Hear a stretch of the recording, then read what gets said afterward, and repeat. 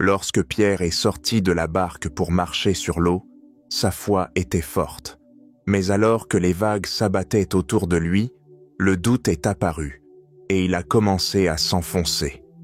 Imaginez ressentir cette même peur écrasante lorsque vos plus grands désirs semblent dart s'échapper. Avez-vous déjà senti votre foi vaciller, la victoire vous échapper des doigts? Aujourd'hui, nous allons explorer les défis auxquels les croyants sont confrontés lorsque leur force spirituelle vacille. Je vais bientôt diriger une prière puissante avec vous au nom formidable de Jésus. Alors, restez avec nous jusqu'à la fin de la vidéo et soyez ouverts pour accueillir ces bénédictions dans vos cœurs. En période de doute et de peur, il est facile de se sentir comme si notre foi était ébranlée et nos victoires s'éloignaient. Nous faisons tous face à des moments où les défis de la vie semblent écrasants et le poids du découragement pèse sur notre esprit.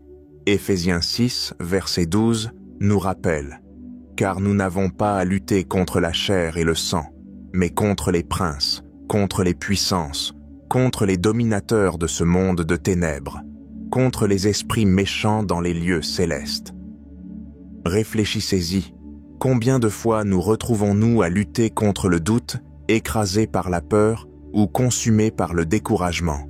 Ces sentiments peuvent comme nous amener à douter de notre foi, mais ce ne sont pas seulement des émotions. Ce sont des stratégies utilisées par l'ennemi pour affaiblir notre détermination. Lorsque nous sommes dans le feu de l'action, il est facile d'oublier qu'il y a une dimension spirituelle à nos luttes. Pourtant, la Bible nous montre clairement que nous sommes en bataille et notre adversaire est implacable. Il sait que s'il peut nous faire douter, s'il peut nous faire peur, il peut nous faire vaciller. Mais voici la chose, reconnaître ses tactiques est le premier pas pour rester ferme. Il y a des moments où nous sentons notre foi faiblir, lorsque la victoire pour laquelle nous avons prié semble si loin. Cela pourrait être une situation difficile, au travail, une relation tendue ou une lutte personnelle qui ne disparaît pas. Dans ces moments, il est tentant de penser que Dieu nous a oubliés ou que nos prières ne sont pas entendues. Mais nous devons nous rappeler que ces pensées ne viennent pas de Dieu. Elles viennent de l'ennemi qui veut voler notre espoir et nous faire abandonner. C'est pourquoi il est si important d'avoir un discernement spirituel, de pouvoir reconnaître la véritable source de l'opposition dans nos vies. Le discernement spirituel ne consiste pas seulement à savoir ce qui est juste et ce qui est faux. Il s'agit de voir la vue d'ensemble. Il s'agit de comprendre qu'il y a une bataille derrière chaque doute, chaque peur, chaque découragement. L'ennemi veut obscurcir notre vision, nous faire nous concentrer sur le problème plutôt que sur la solution. Mais lorsque nous avons une solide fondation dans la parole de Dieu, nous pouvons voir à travers ses mensonges. Nous pouvons rester fermes, sachant que notre foi n'est pas en nous-mêmes ou en nos circonstances, mais en celui qui a déjà remporté la victoire. C'est pourquoi avoir une solide fondation biblique est si important. Lorsque notre foi est enracinée dans les Écritures, nous ne sommes pas facilement ébranlés. Nous savons que les promesses de Dieu sont vraies, même lorsque les choses semblent sombres. Nous savons qu'il est avec nous, même lorsque nous nous sentons seuls. Et nous savons qu'il œuvre à tout pour notre bien, même lorsque nous ne pouvons pas le voir. Lorsqu'il s'agit de la foi, il est important de comprendre que toutes les croyances ne sont pas les mêmes. Il y a une différence significative entre une foi enracinée dans les promesses de Dieu et une foi fondée sur nos propres capacités ou circonstances. Le monde nous enseigne souvent à croire en nous-mêmes, à compter sur notre propre force ou sur ce que nous pouvons voir et contrôler. Mais la foi basée sur la Bible est différente. Il ne s'agit pas de ce que nous pouvons faire, mais de ce que Dieu a promis de faire. Comme le dit Romains 10, verset 17, « Ainsi la foi vient de ce qu'on entend, et ce qu'on entend vient de la parole de Christ. » La véritable foi, alors, se construit en nous plongeant dans les Écritures et en laissant les promesses de Dieu façonner nos attentes. réfléchissez aux défis que vous rencontrez actuellement. Vous reposez-vous sur votre propre compréhension et force, ou placez-vous votre confiance dans les promesses de Dieu? La Bible est pleine de versets qui parlent directement à nos situations, offrant guidance, réconfort et espoir. Mais il ne suffit pas de savoir que ces versets existent. Nous devons les rechercher activement, méditer sur eux et les laisser prendre racine dans nos cœurs. Lorsque nous alignons nos prières avec la parole de Dieu, nous n'exprimons pas seulement nos désirs. Nous nous tenons sur les promesses d'un Dieu fidèle. Voyons l'histoire d'Abraham, souvent appelé le père de la foi. Abraham était un homme qui comprenait ce que signifiait avoir une foi fondée sur les promesses de Dieu. Son histoire commence avec une promesse remarquable de Dieu. Il deviendrait le père de nombreuses nations. À l'époque, cela semblait impossible, car Abraham et sa femme, Sarah, étaient d'Ilala, tous les deux très âgés, bien au-delà de l'âge de procréer. Mais Dieu leur a promis un fils, et Abraham a cru, même lorsque tout autour de lui disait le contraire. Les années passèrent, et toujours pas d'enfant. La stérilité de Sarah et leur âge avancé rendaient la chose encore plus improbable. Mais Abraham n'a pas perdu la foi. Il ne s'est pas appuyé sur ce qu'il pouvait voir ou ce qui avait du sens d'un point de vue humain. Au contraire, il s'est accroché à la promesse de Dieu, croyant que celui qui avait fait la promesse était capable de l'accomplir. Cette foi inébranlable n'était pas basée sur les circonstances d'Abraham, qui semblait désespéré, mais sur sa confiance dans la parole de Dieu.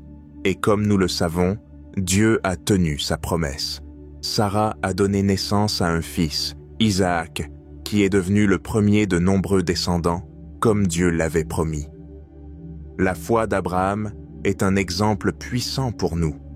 Elle nous montre que lorsque notre foi est enracinée dans les promesses de Dieu, nous pouvons endurer même lorsque les réponses à nos prières sont retardées ou lorsque nos circonstances semblent impossibles. Mais comment développer ce type de foi? Une manière pratique est d'étudier et de méditer régulièrement sur la parole de Dieu. Plus nous nous immergeons dans les Écritures, plus nous comprenons le caractère de Dieu et ses promesses. Une autre manière de renforcer notre foi est d'appliquer activement la parole de Dieu dans notre vie quotidienne. Cela signifie non seulement lire la Bible, mais aussi vivre selon elle, choisir de croire et d'agir selon ce que Dieu dit, même lorsque c'est difficile. Cela peut impliquer de déclarer des Écritures sur votre situation, de prier les promesses de Dieu en retour vers lui, ou simplement de vous accrocher à un verset qui parle à votre cœur durant les moments difficiles. En faisant cela, notre foi se renforce et nous devenons plus confiants dans la capacité de Dieu à tenir ses promesses. Maintenant, le rôle de la communauté est quelque chose que nous ne pouvons pas négliger. L'Église locale joue un rôle crucial en fournissant le soutien et l'encouragement nécessaires pour maintenir notre foi forte, surtout durant les périodes difficiles. L'Église n'est pas seulement un lieu où nous allons le dimanche, c'est une communauté vivante et active, où les croyants se rassemblent pour se renforcer mutuellement. Lorsque nous nous entourons d'autres chrétiens, nous accédons à une source de force spirituelle collective qui peut nous aider à rester fermes dans notre foi, même lorsque le monde semble s'effondrer. La communion avec d'autres croyants est essentielle, car elle nous rappelle que nous ne sommes pas seuls dans ce voyage. Nous rencontrons tous des luttes, des doutes et des peurs, mais lorsque nous nous réunissons, nous pouvons partager ces fardeaux et trouver de l'encouragement.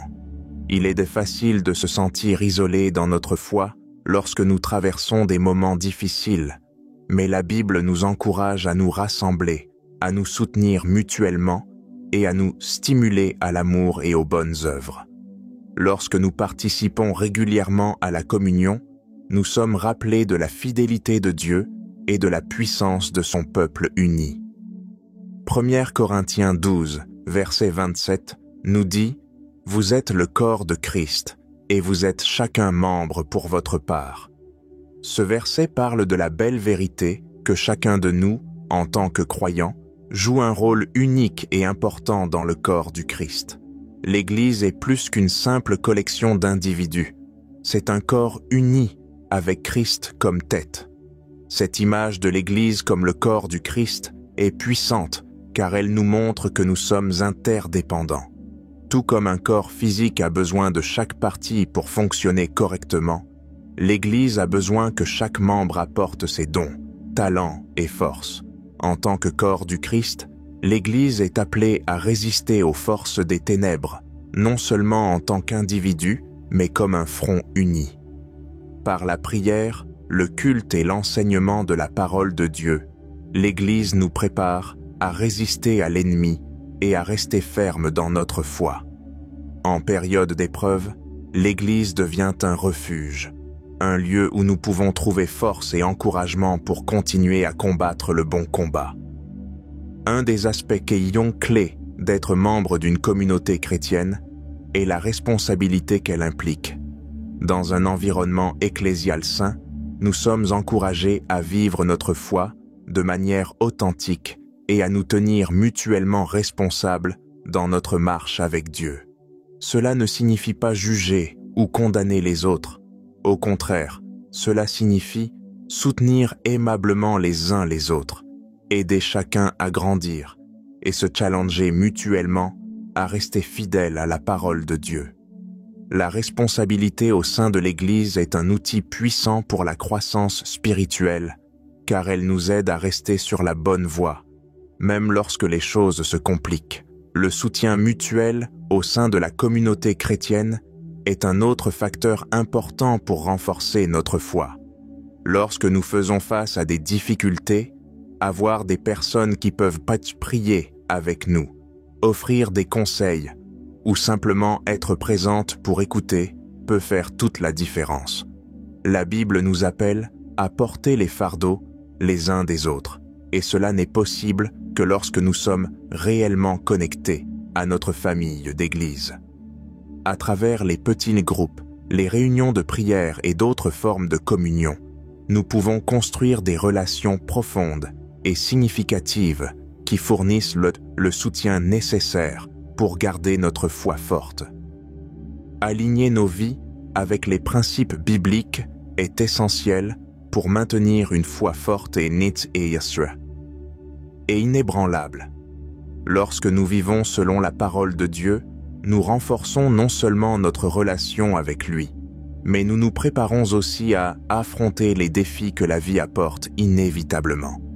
Le psaume 119, verset 105, résume bien cette vérité. « Ta parole est une lampe à mes pieds et une lumière sur mon sentier. » Cette image nous montre que les Écritures sont destinées à guider chaque pas que nous faisons, éclairant notre chemin et nous aidant à éviter les pièges.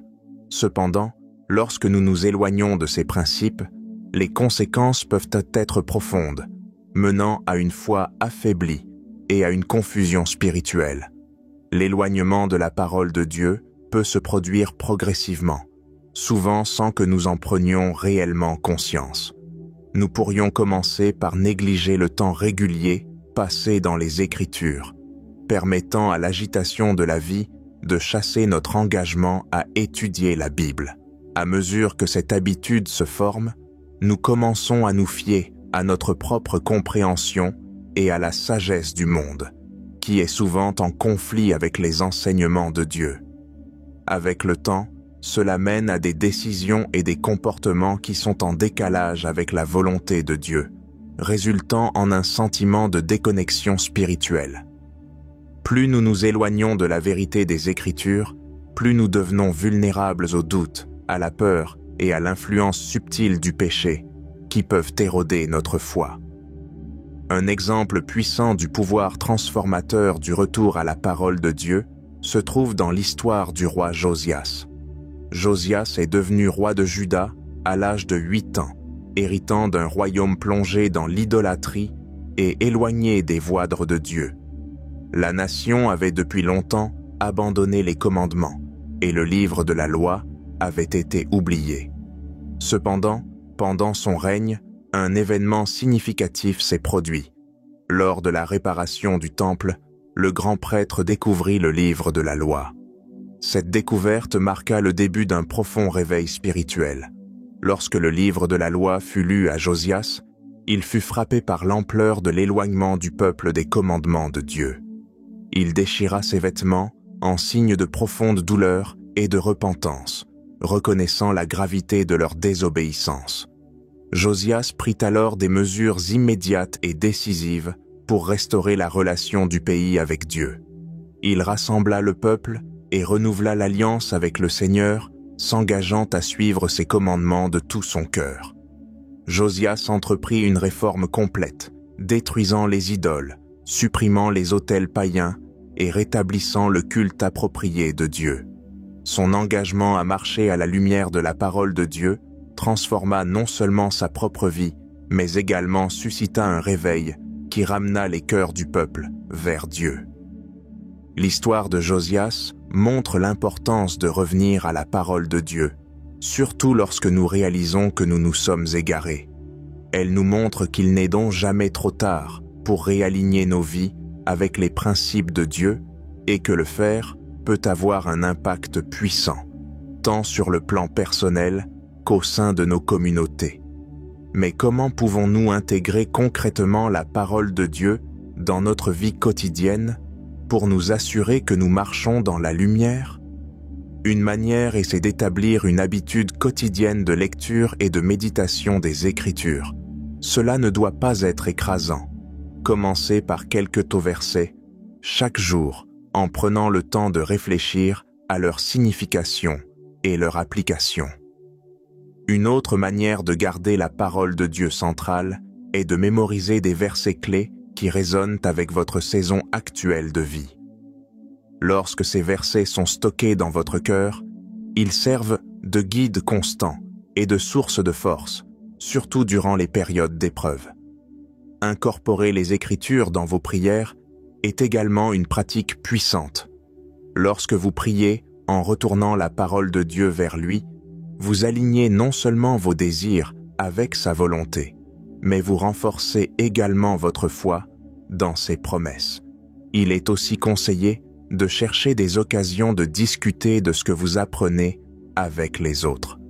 Que ce soit en petits groupes ou lors de conversations individuelles, partager des aperçus des Écritures peut approfondir votre compréhension et vous aider à rester responsable dans votre marche avec Dieu. Parlons maintenant de la réflexion personnelle régulière, une pratique essentielle pour tout croyant, cherchant à maintenir une relation forte avec Dieu. C'est dans ces moments d'introspection honnête que nous pouvons identifier les domaines de faiblesse ou de péché qui pourraient entraver notre croissance spirituelle.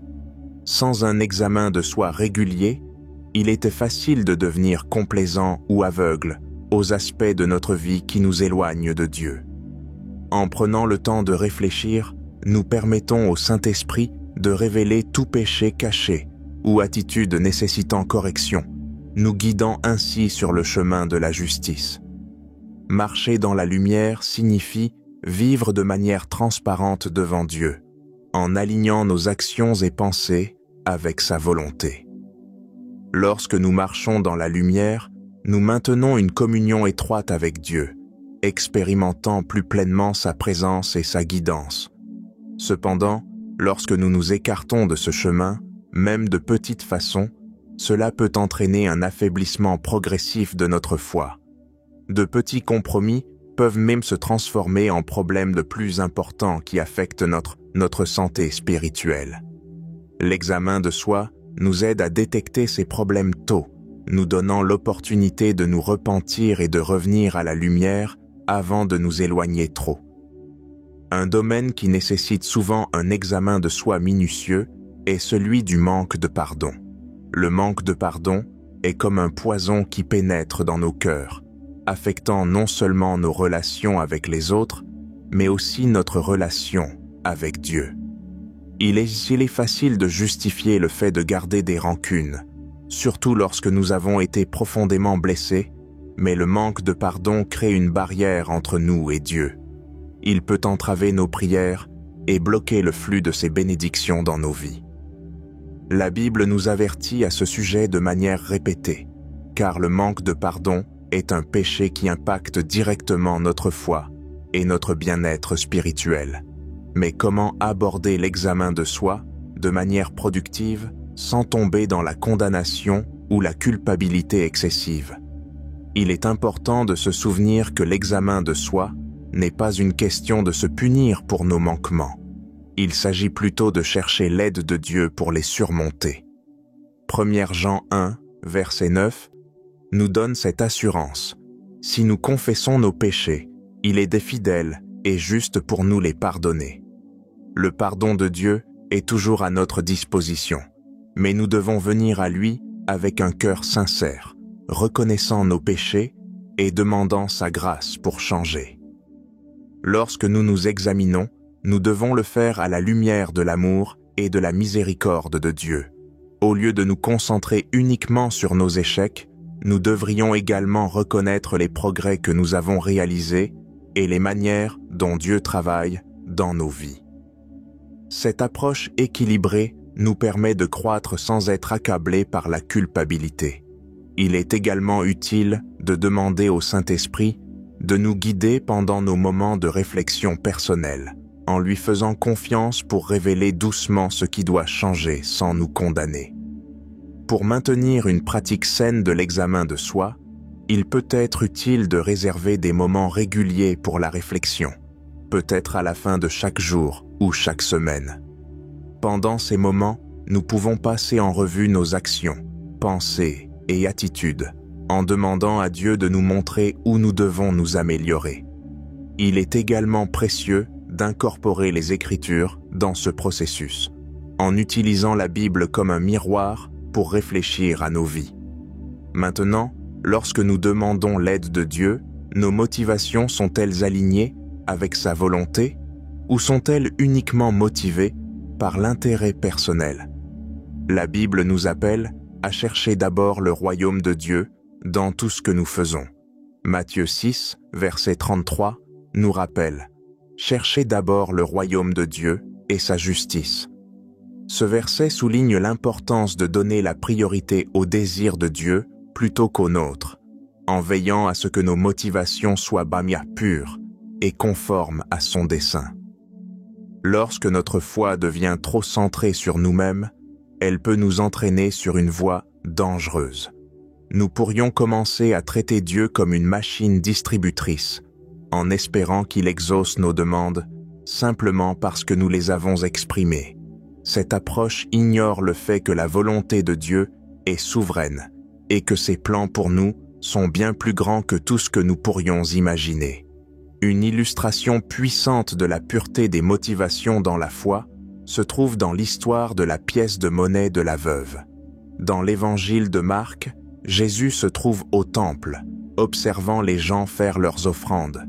De nombreuses personnes riches donnent de grandes sommes d'argent, ce qui attire sans aucun doute l'attention. Cependant, Jésus n'est pas impressionné par la taille de ces offrandes. Il se concentre plutôt sur une veuve pauvre qui s'approche discrètement de la boîte à offrandes. Elle y dépose 2 petites pièces de cuivre, un montant si insignifiant qu'il passerait presque inaperçu pour les autres. Mais Jésus voit au-delà du montant d'argent qu'elle donne. Il sait que ces 2 pièces sont tout ce qu'elle possède pour vivre. Pourtant, elle les donne de bon cœur, remplie de dévotion et de confiance en Dieu. Tandis que les riches donnaient de leur abondance, cette veuve donnait de sa pauvreté, montrant la pureté de ses motivations. Son offrande ne visait pas à obtenir des faveurs ou de la reconnaissance, mais à exprimer son amour sincère pour Dieu et son désir de lui honorer avec tout ce qu'elle avait. Jésus la loue en disant qu'elle a donné plus que tous les autres parce qu'elle a donné de son besoin et non de son surplus. Je ne dis pas que vous devez faire exactement la même chose, mais ce récit nous enseigne que Dieu valorise le cœur derrière nos actions, bien plus que les actions elles mêmes. Un autre aspect important de la foi est la persévérance, surtout lorsque des résultats immédiats ne sont pas visibles. Il est bête facile de commencer à douter ou de se décourager lorsque nous ne voyons pas les réponses que nous avons demandées dans nos prières. Cependant, la foi consiste à faire confiance au timing de Dieu, même lorsqu'il ne correspond pas au nôtre. Hébreux 10, verset 23, nous encourage à garder ferme la confession de notre espérance, sans fléchir. Ce verset nous appelle à rester confiants dans notre foi, peu importe le temps que nous devons attendre. Un exemple puissant de persévérance face aux réponses retardées se trouve dans l'histoire de la prière persistante de Daniel. Daniel était un homme profondément engagé envers Dieu, et il cherchait souvent des conseils divins par la prière. Une fois, après avoir reçu une vision troublante, Daniel commença à prier et à jeûner pour comprendre. Il persista dans sa prière pendant 3 semaines, mais aucune réponse ne vint. Il aurait pu sembler que Dieu n'écoutait pas, mais Daniel n'a pas abandonné. Il continua à chercher Dieu avec une détermination inflexible, montrant une persévérance incroyable malgré le silence. Enfin, après 21 jours, un ange apparut à Daniel. L'ange expliqua que depuis le tout premier jour où Daniel avait décidé de prier, ses paroles avaient donc été entendues. Cependant, l'ange avait été retardé en raison d'une bataille spirituelle avec le prince du royaume de Perse, une force démoniaque s'opposant aux messagers de Dieu. Ce n'est qu'après que l'archange Michel soit venu en aide que l'ange put atteindre Daniel avec la réponse à ses prières. Ce récit révèle qu'il y a souvent des forces spirituelles invisibles à l'œuvre et que nos prières jouent un rôle crucial pour surmonter ces obstacles. La persévérance de Daniel dans la prière était essentielle pour la percée qu'il reçut finalement. Ce récit nous encourage à rester forts dans nos propres temps d'attente. Elle nous rappelle que le fait de ne pas voir de résultats immédiats ne signifie pas que Dieu ne travaille pas en coulisses. Les retards peuvent survenir, mais ils ne sont pas un signe que Dieu nous a oubliés. Au contraire, notre persévérance dans la foi peut réellement influencer le résultat, tout comme celle de Daniel. En restant fermes dans notre espérance et en continuant à chercher Dieu, nous pouvons surmonter l'opposition spirituelle et recevoir les réponses que nous attendons. Tout comme la persévérance de Daniel a conduit à une percée, notre fidélité pendant les périodes d'attente ne restera pas sans récompense. Maintenant, à tous ceux qui entendent marre de ma voix, poursuivons le réconfort et les conseils que seul notre Seigneur peut offrir. Priez avec moi pour accueillir la grâce qui accompagne cette prière sincère. Seigneur souverain, nous te remercions pour les innombrables bénédictions que tu as versées dans nos vies, même celles que nous pouvons prendre pour acquises. Alors que nous nous rassemblons dans la prière, nous te demandons d'ouvrir nos cœurs et nos esprits pour recevoir tes conseils, afin que nous puissions marcher dans tes voies et accomplir le but que tu as fixé devant nous. Nous prions pour la sagesse d'examiner régulièrement nos vies et d'identifier les domaines de faiblesse ou de péché qui pourraient entraver notre relation avec toi. Donne-nous le courage d'affronter ces domaines de front, de confesser nos péchés et de chercher ton pardon avec un cœur repentant. Nous te remercions, Seigneur, pour ta fidélité à nous pardonner lorsque nous venons à toi avec sincérité. Seigneur, nous confessons qu'il y a des moments où nous nous sommes écartés de ton chemin, où nous avons laissé nos propres désirs et peurs éclipser ta volonté. Aide-nous à reconnaître ces lacunes, non avec un esprit de condamnation, mais avec le désir de nous rapprocher de toi. Nous prions pour la force de rester fermes dans notre foi, même lorsque nous faisons face à une opposition spirituelle. Nous savons que l'ennemi cherche à miner notre confiance en toi, mais nous déclarons que notre espoir est en toi seul. Protège-nous des machinations du malin et équipe-nous de l'armure spirituelle dont nous avons besoin pour résister à ses attaques. Père, nous prions pour la force de persévérer dans notre foi, surtout en période d'attente et d'incertitude. Nous savons que ton timing est parfait, même lorsque nous ne le comprenons pas. Accorde-nous la patience de faire confiance à ton plan et le courage de rester ferme dans nos convictions, même lorsque le chemin à suivre semble flou. Nous te confions aussi les domaines de notre vie où nous avons du mal à maintenir des motifs purs. Nous te demandons de sonder nos cœurs et de révéler les désirs qui ne sont pas alignés avec ta volonté. Enseigne-nous à chercher ton royaume avant tout, en mettant tes buts avant les nôtres. Nous demandons ton aide pour maintenir un esprit de pardon envers les autres. Nous savons que l'incompréhension peut créer des barrières entre nous et toi, ainsi qu'entre nous et ceux qui nous entourent. Apprends-nous à libérer toute rancune, amertume ou ressentiment que nous pourrions garder et à offrir la même grâce et miséricorde aux autres que celle que tu nous as montrée.